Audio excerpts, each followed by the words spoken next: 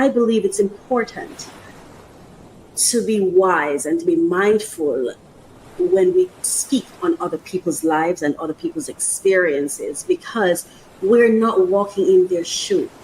We don't know what happened on that day, on that morning, on that minute before something happened, or before someone makes a mistake, or before life happens. You know what I mean? Because everything isn't a mistake. Some things are meant to be, no matter how horrible it may seem to us, right? Because it's just a matter of how we interpret and perceive it, right? But for me, I like to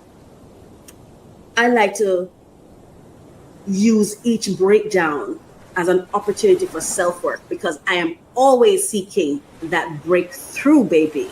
I am always seeking that breakthrough. So let's get into the trending topic. And please remember, everything I say is alleged because I was not there. And even if I was there, it would still be alleged because it would be down to my understanding and my perception, how I perceive a thing. So with respect to the stories, I wasn't there. So everything you'll hear is alleged. All right.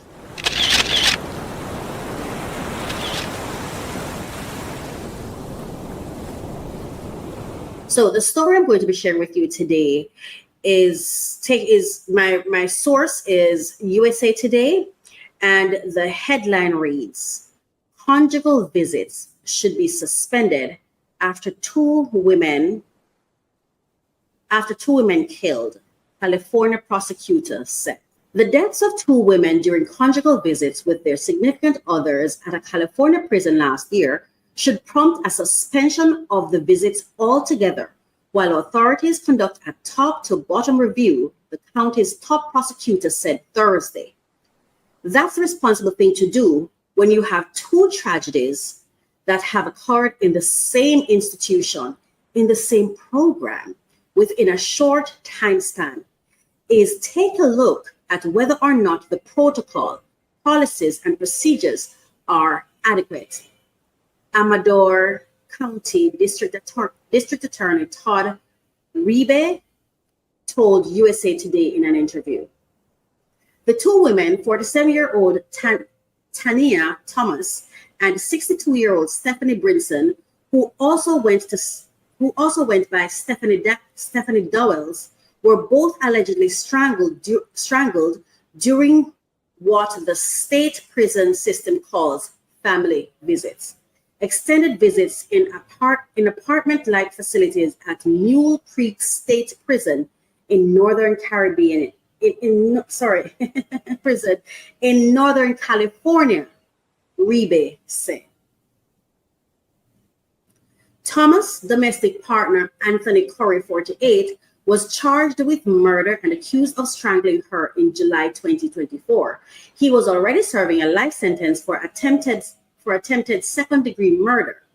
Dowell's husband, 54-year-old David Brinson, hasn't yet been charged, but is a suspect in her death in November, Rebe said. He was already serving a life sentence for murder, according to media reports.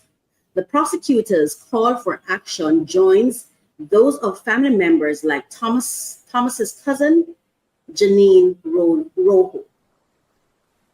I'm going to play a bit of an audio so you can also hear and this news story is coming from KTLA 5, right? KTLA 5.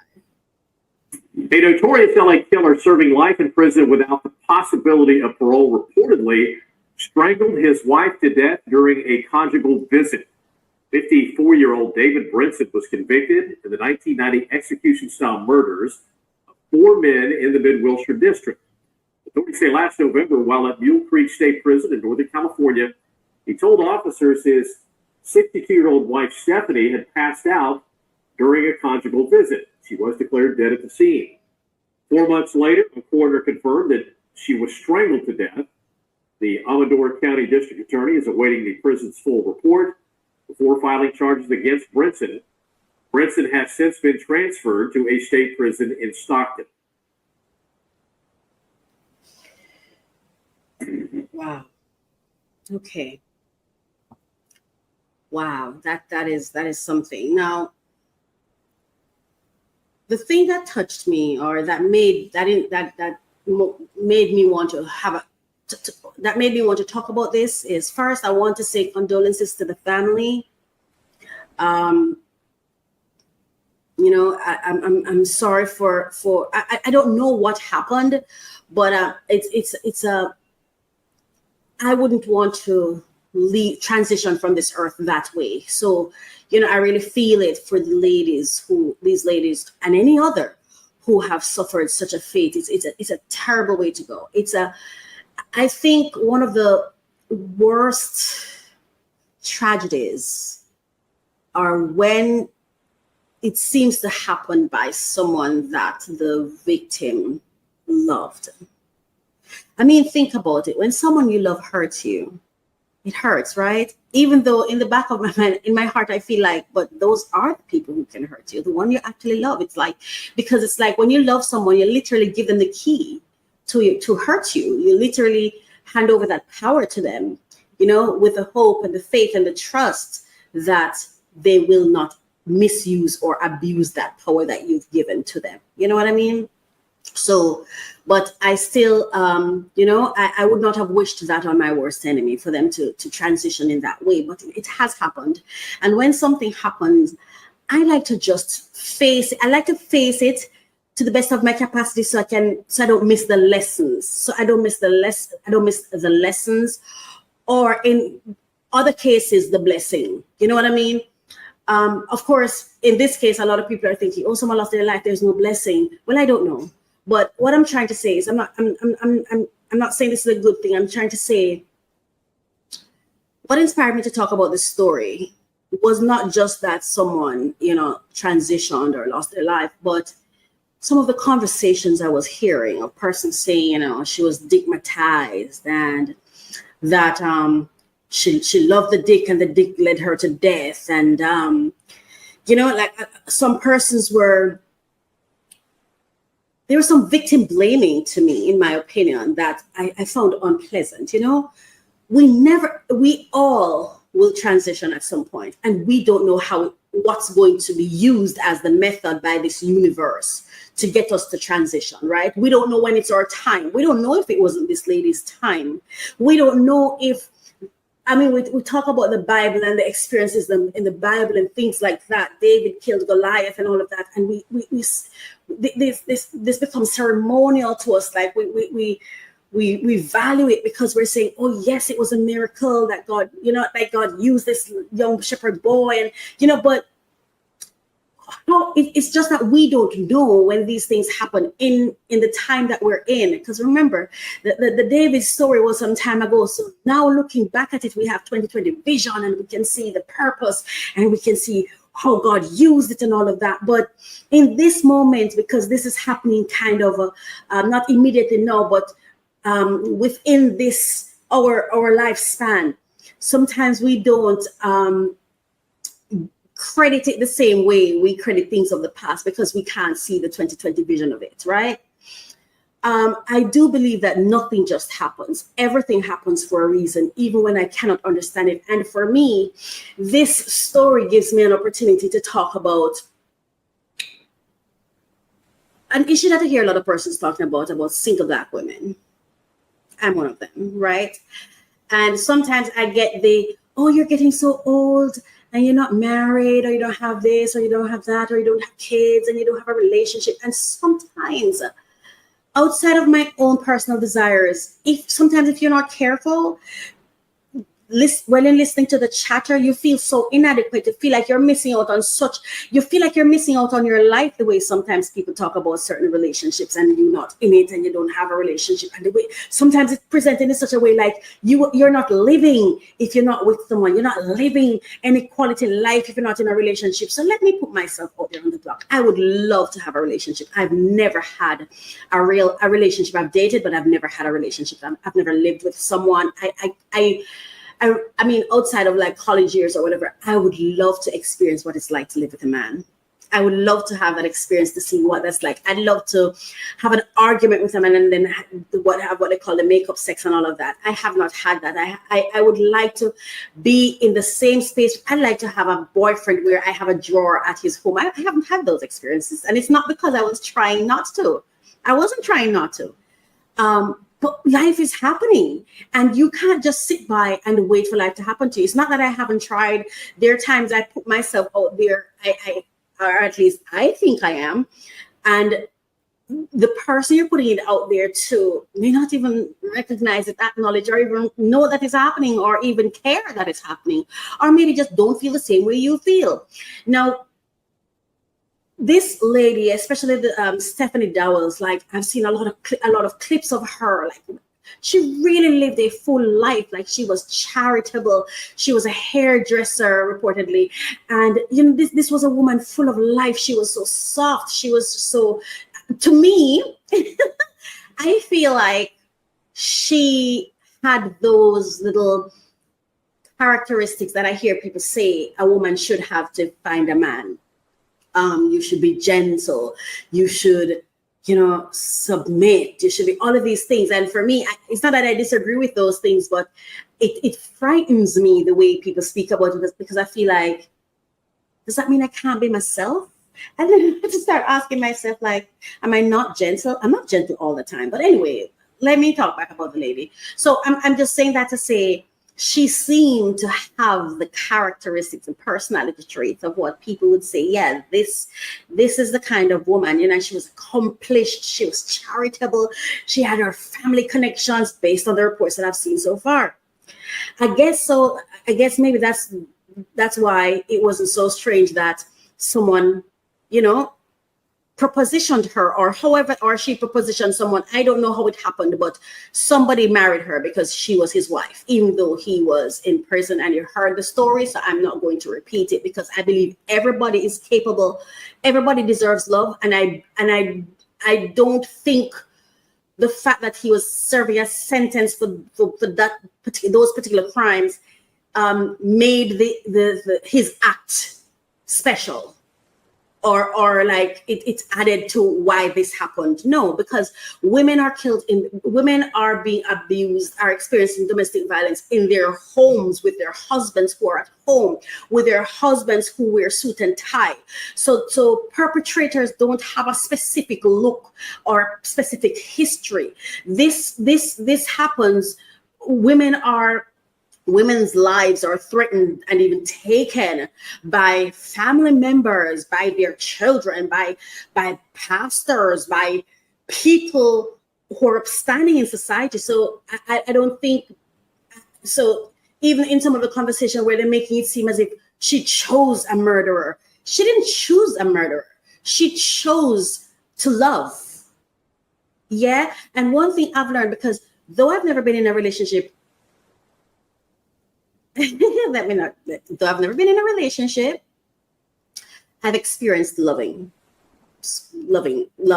I've experienced loving, or at least having the not just a feeling, because loving is not a feeling. It's something that, for me, it's something that just happens to me. It's something that comes from a place in me that I cannot touch, and it's just interesting, but I'm not gonna dwell on that. But based on my understanding of love and how love works, nobody gets up and says, I'm going to find this person with this rap sheet. I'm going to fall in love with him and I'm going to marry him. Even though this man, no, we also, we have to make up our minds. We also say people can be rehabilitated. I am sure it's not all mass murderer or serial killer or whatever this person is. Not all of them did not experience or failed to experience redemption, right? So I just didn't like that persons were making it seem as though she just made this stupid decision. She was just so lonely and it wasn't, and then they're saying like she was so dying for sex that she went and made this bad choice. We make mistakes all the time. We make mistakes all the time. And unless you are perfect, you don't know where your mistakes will take you. You don't know where. I'm telling you, today could be perfect. And then tomorrow, one bad word you say, or you say the kindest word, or you think it's the kindest word to the wrong person. And your life can be taken like that. We're living in a world where, like, please, people are losing their lives. Even when you go on social media. I heard one YouTuber, Funky Dineva, said on one of his broadcasts that whenever he had some issue with Tasha K, another YouTuber, and he said allegedly he's going to slap her the next, and it's not allegedly, I heard him say it on his video, right? The next time he sees her, he's going to slap her. That's violence against women. Where's the outrage? Why is it that we're outraged about what that video allegedly claimed that happened between Sean Combs and Cassie? But this man saying he's going to slap a woman does not get the same response. Why? Just as this woman who married these women who married these men, and this happened to them, what makes this different from other men who sometimes wipe out their entire family? I guess what I'm trying to say is, can we be compassionate? This is a breakdown, and there's no, and when I say a breakdown, I mean a disruption. It's a disruption in the system, right? And I believe that breakdowns come because something is missing and there are things to learn. And so God creates something to get our attention to say, hey, we need to look at this. And in this case, I think as the prosecutor was saying, maybe we need to revise this program. We need to have another look at it. Is this something we're supposed to be doing? And not just is it something we should be doing, but what is happening? Don't we want to know what's happening? How do we know that these men did it? Did they do it? Or could there be somebody else in there that's doing it? We don't know, right? And I'm not trying to create an out for anyone. I'm just saying there are many ways to use this story. And we don't just have to stop at the negative. We don't even just have to stop at feeling sorry for the victims. We can also extend that to, what can we learn here? Why am I aware of this story? What is the universe trying to teach me? And maybe because one of the fears I have when it comes to, like, I want to have a relationship. I do. But, well, one, I think my heart is not very trained in knowing who to love, because the men I love don't love me back. Or at least that's what I feel, right? Because I have to go by actions, right? And it hurts, right? But also, I still prefer that than having someone in my life who's going to pretend. So one, I feel like my heart chooses wrong, but two, because it's just going to love what it loves, and my soul is going to love who it loves. Okay, and on the other hand, it's like I need to vet who. Let's say I do have someone who then loves me back. Now I'm going to have to vet that person too. It's like this double-edged sword. You want to meet someone, but then you could meet someone and you still have to stop and say, hold on, because I dated people and I've had to go back and like, oh my gosh. I remember once I dated a guy, I never met him before, and I invited him to my home. I was the only one at home. And I'm looking back at it, I'm like, but you can't do that. And I remember I went through this period where, and one of the lessons I'm saying we can pick up from this, as I started before, and I said, sometimes there's this pressure on you. You need to date. I remember at one point in time, I think it was like maybe 3 years or 4 years ago, I felt so pressured by the people in my life that I started just going online, meeting men. And that was when I actually had someone come to my home, and I never knew the person. I did not know this guy. And I remember he came, and I was showing my friend, like, he's just there. He was just watching TV. And I have to thank God, because at least that person was a kind person who didn't mean any harm. You just don't know what you did. And maybe someone would say to me, I was stupid. But I wasn't. I didn't. intentionally set out to do something stupid. There was just so much pressure. And another thing that I did once, I remember when I was very young, I think I was about 16 or something. I was in high school, and I was feeling pressured again, because for me, when I was going through my school years, my college years, my focus was just on education, because I felt like education was the way out for me in this life, right? The way I'm going to take care of myself, because, you know, I had parenting issues and stuff like that, you know, so I was never settled. I was here, there, and bouncing everywhere, you know, so that was my focus. But then I would come down on this pressure, you're not dating, blah, blah, blah. And I remember, I'm going to share this little story with you. I remember one day I was so sad. I was so sad. I felt like, why isn't there any man who loves me then, or, you know, whatever, and why do I have to come under this pressure? I just want to get through school. I just want to survive. I want to get a home. I'm catching here and catching. I'm just trying to survive. And maybe they wanted me to find a man so I could move out. You know, I don't know. But I said to myself that day, I said, you know what?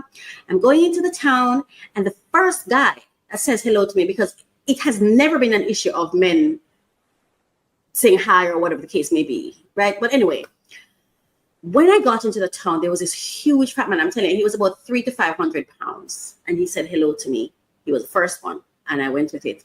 And he said he was going to pick me up, to go on a date, whatever. So in the evening, around, I think like 7 p.m. in the night or so, I'd say between 7 and 8 p.m. in the night, he came. Nobody asked, who is that? Everybody, the response was just, oh, I have somebody calling. Oh, a nice car. Da, da, da, da.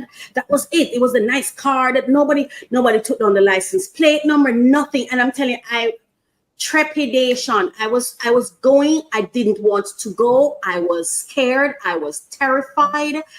But I felt I had to go, because I'm living in your house, and this is how you're saying. And it's not even just living in your house, but I felt like they were right. Like, why haven't I found somebody? Yeah. So anyway, I went with this person, and he drove to like a whole different parish. I remember he was driving, and I'm thinking to myself, oh my God, we're going farther and farther away from where I'm from.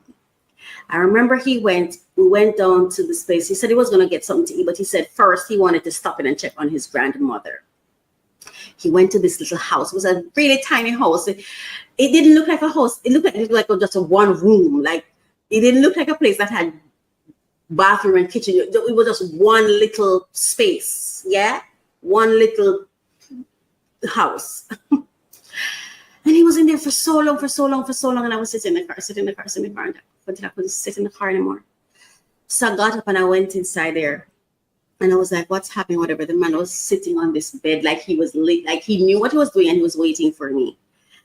And I remember when I got in there, oh my God, I remember he kissed me, and that was it for me. I don't know where it came from in my mind to do this. You know, I think I know where. I think I got it from my dad, but I started acting crazy, like I was a mad person. I didn't know what else to do. I was here, and I made this bad decision, and I do not know what to do. How am I going to get out of this? And my first instinct was, pretend like you're mad, like you have mental illness. And that's what I did. Oh God, thank you so much, universe. You were on my side that night. Thank you. Quick thinking. I started just going crazy, and the man, he freaked all the way out. I remember he was like, he actually believed it, you know? The man ran out of that house so fast and said, come get in the car. Let me take you back to your place, because you are crazy. I'm telling you, I didn't stop. I was going, and even we're passing the different places. I was behaving like I was mad. The man, I'm telling you, the man drove me to the yard. And by the time the first leg came out of the car, the man didn't even wait for me to close the door. The man just drove away, because he thought I was really crazy. I don't know what would have happened that night. I don't know. And things like those are the reason I didn't even invest enough time in, you need to really get a relationship before a certain age. I wasn't thinking that. I learned from these experiences that, you know, Racquel, you got to get a good education, and because security is going to be important, and you've got to take care of yourself. Because for me, what that made me feel was like if I were to rely on anybody else, and then because I wasn't kind of like an informal foster care system, I was bouncing from here. I felt like I was growing up. I was never in charge of my security. I was never in charge of protecting myself. There was nobody protecting me, and I was not in. Like it's almost like I didn't have what resources I needed to make sure I was okay. So I was from often, and God has been really, really good because I did not experience. Though I thought I wasn't being protected, the universe had me. The universe really had me because I made some real stupid choices. I shared that to say we're not all out here just getting up and willingly choosing someone just because we're horny. And we do feel, I do have urge to have sex, and not just urge. It's not just urge I have. It's not just my body feeling when I'm going through whatever the time of month is where they said, your body, not just that, I have a desire for sex as well. I do. And not just sex, but I have the desire for companionship. I have that desire. But there's so many things involved, So on the one hand, they're pressuring you to go. And on the other hand, they're saying you're so stupid to have gone. So you have to do your best, make the decisions best for your life, and trust the universe and trust God that whatever the outcome is, that's what it was meant to be. Again, I don't wish harm on anyone, but we're living in a world where harm comes to us. We're living in a world where we're going to transition at some point, and we have no control over what method or what channels will be used. So I'm saying give people grace. This woman did not. She did not set out for someone to hurt her. And maybe the man didn't even set out to hurt her either. We don't know. Maybe he's mentally, we don't know. So I'm just saying, could we just be kinder, more thoughtful, more mindful when we discuss these things? And there's a lesson here. Stop pressuring single people. Stop it. Stop it. You need to stop it. You need to stop behaving as though we don't have lives and we have low value because we were not as lucky or as blessed as you are to find our person, if there is a person for everyone, because I don't know if there's a person out there for me. I do not know. Like I said, I've not been lucky in love. Not like I've loved too many times, but I've at least tried. I've tried even when I didn't love the person, just only because I felt like it's my fault that I'm not with somebody. And now that I have an idea of what love is, it's weird because now that I've experienced this internal thing that I never understood before, I want to release the person I love. I don't want to trap them. I just want them to be happy and safe and be well and live a full life. So people are not out here just trying to self-harm. No, so give grace. She deserved love.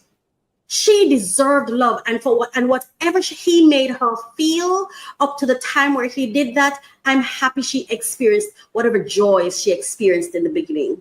She deserved it. They deserved it. We all deserve love. So when our love hurts, some kindness, some gentleness, some mindfulness, some positive thoughts, please, because we're all out here just doing our best. All right. So that's all I have to say on that topic for today. Thank you so much for listening. And, a moment of silence for these ladies.